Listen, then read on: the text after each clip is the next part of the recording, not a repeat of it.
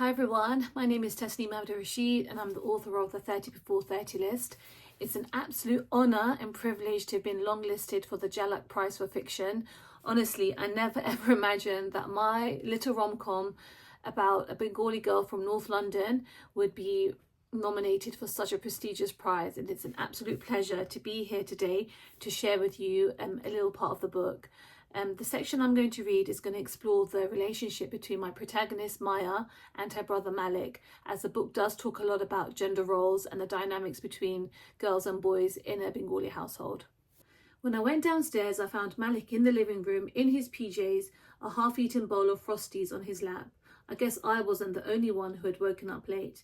I scowled at him, a waste of time and facial muscle movements since he didn't bother looking at me, and made my way to the kitchen to pour my own bowl of cereal.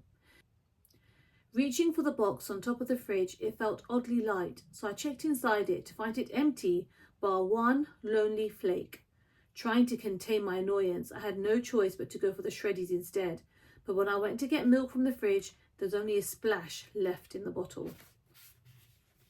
Now I was livid. I felt the rage bubble up inside me, threatening to boil over. I began to slam cupboard doors as I looked for bread to toast instead. I was so angry at my brother for spending his entire life as a pampered king and then having the nerve to call me a burden. I was furious with him for sneaking around with my friend and lying to my face about it. I was fuming at the way he was wasting her time and refusing to commit.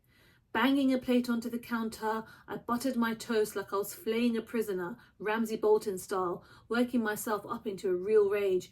I never usually reacted like this. Pre-Notebook, I'd been the most passive, unconfrontational person, but something had shifted inside me and I could no longer bear the burden of his bullshit. I shouted in the kitchen at the top of my lungs.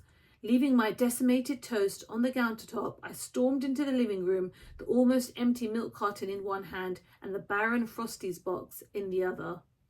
Is it so hard to throw empty containers in the recycling bin, King Malik? I all but screamed his name at him, and he stared at me, flabbergasted, like I'd morphed into a dragon right before his eyes.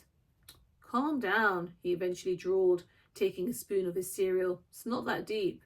Oh, of course it's not that deep for the person who tramples over everyone like we're insignificant bugs, I replied, feeling the veins in my neck bulging from built-up tension and fury. Yet I'm the burden, right? Me, who scrubs every inch of this house until my hands are sore.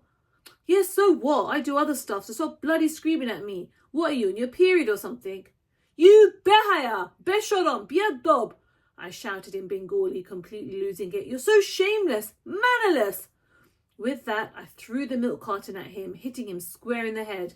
Ahoy! Have you gone crazy? My brother shouted back at me, rubbing his head like the weasel that he was, as if an empty milk carton was really going to inflict proper pain. What the hell is wrong with you? Calm the hell down. You're what's wrong with me.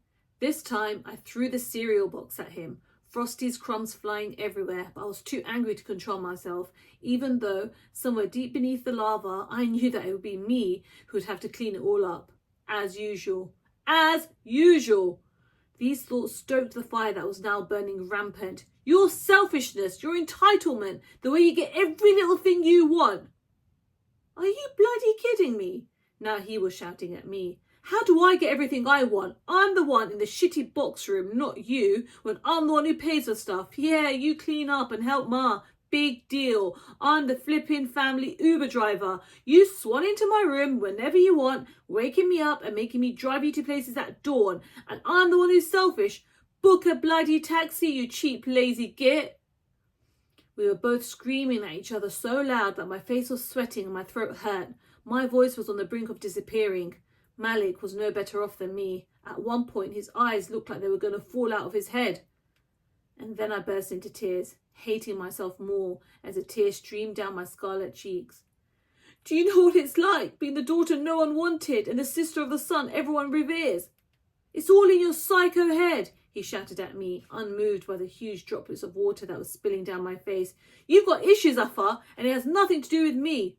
It's not in my head, I sobbed. Even Ma agreed that it was true and she apologised for it. Why can't you see it? Do you have any idea what it's like for everyone to comment on my dirty complexion, feeling sorry for me that it's not as clean as my brother's? Do you know how many times I've heard people say what a shame it is for the looks to go to the boy when he doesn't even need them? Malik stopped pacing the room and turned towards me. Are you serious? He said quietly, as though hearing this had made the fight leave his body. Who the hell said that? Are they stupid? It was the same at school. The only time someone wanted to be my mate was when they wanted to get closer to you. And then I finally made a friend at work. And what do? You go and steal her from me. Malik looked uncomfortable. And without him shouting back at me, fueling my fire, I suddenly felt exhausted. Collapsing onto the sofa, I held my throbbing head in my hands, my throat so sore and dry that I couldn't swallow. And then my brother did the most unexpected thing. He sat down next to me, put his arm around me, and said sorry.